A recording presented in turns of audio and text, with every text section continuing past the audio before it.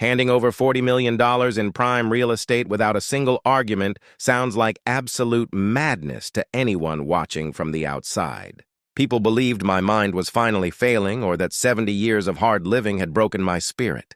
They watched me sign away my life work at that polished conference table while my ex-wife smiled like a predator sensing a fresh kill. She genuinely believed she had taken everything from me, but she was completely blind to the trap I set decades ago.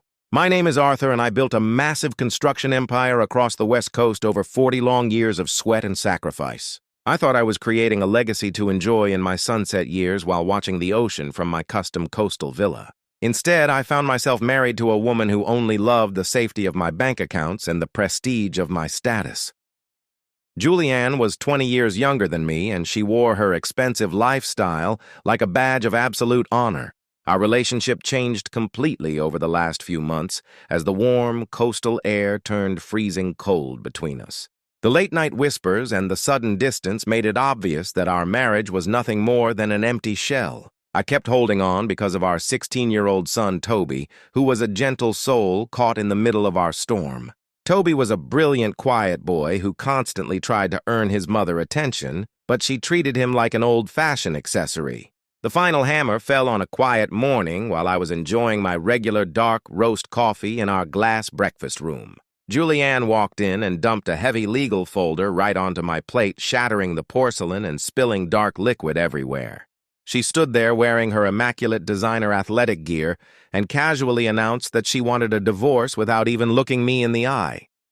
I did not scream or lose my temper because decades in business taught me that anger always destroys your leverage. She pointed at the paperwork and demanded the coastal estate, the luxury vehicle fleet, and our luxury penthouse in Chicago, along with $5 million in immediate cash. It was a brutal demand that amounted to nearly 80% of everything I owned in this world. I looked past her greed and asked the only question that truly mattered to my heart, which was what would happen to Toby. Julianne shrugged her shoulders with total indifference and told me that I could keep the boy because he was too moody. Toby was standing right outside the glass door and heard his own mother label him an exhausting burden to her new lifestyle. The absolute devastation in my boy's eyes broke my heart completely, and he turned to run down the driveway in tears. Julianne did not even blink as she checked her diamond watch and walked out to her social lunch appointment. That was the exact moment my remaining affection for her turned to ash, and I decided to wage an absolute war. I immediately called my trusted corporate attorney, Vance, who was legendary for destroying opponents in high-stakes legal battles. Vance begged me to fight her in open court and protect my wealth from this massive robbery. I told him to draft the agreement exactly how she wanted it, but with one non-negotiable clause added to the paperwork.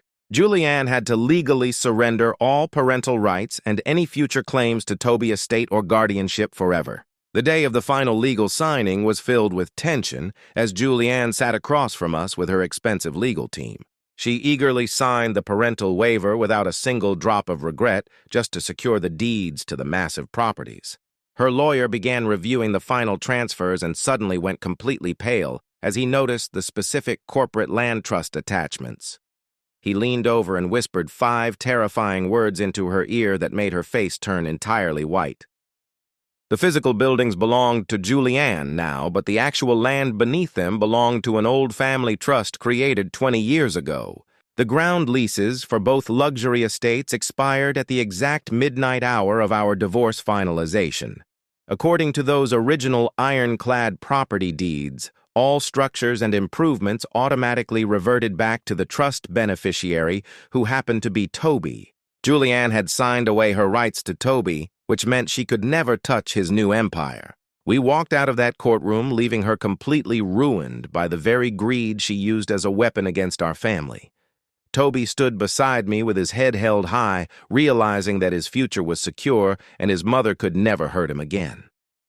True wealth is never about the concrete structures we build or the millions we accumulate in banks. Real legacy lives in the people we protect and the foundations we lay for the next generation.